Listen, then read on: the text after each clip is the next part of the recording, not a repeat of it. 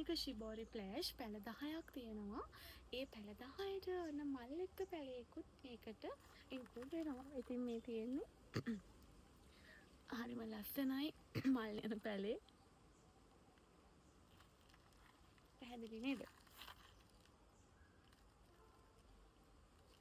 ඉතින් ඔන්න මෙන්න මේ තමයි පැළ 10ම. මල් නැති පැළ 9කුත් සමග මල් එක්ක පැළයකුත් එක්ක සියල්ල පැළ 10ක් තියෙනවා. ඉතින් මේ පැළ 10 ඔයාලට ගන්න පුළුවන් 20000කට. ඉතින් ඔන්න ආනයනික ශිබෝරි ප්ලෑෂ් මල් ආසන්න පැළ පේනවා ඇති ඔයාලට. මෙයා මලක් එක්ක කියන්නේ මෙතන ගොඩක් තියෙන ඒ හා සමාන උස පැළ. ඊට අමතරව මෙන්න මේ වගේ පැළ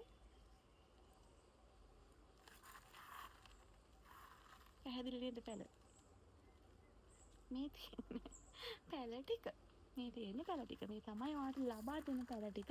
ඉතින් මේ වගේ පැකේජස් 10ක් දෙන්න පුළුවන්. මම හිතුවා එකම පැළ 50ක් දෙනවට වඩා මෙහෙම දෙන එක ඔයාටත් වටීවි.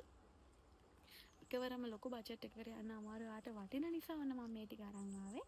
බලන්න ඔයාට ඕන නම් දැන්ම WhatsApp පැත්තට එන රඳවා තබා ගන්න බෑ. ඔයාට ඕනම නම් ගන්න පුළුවන්.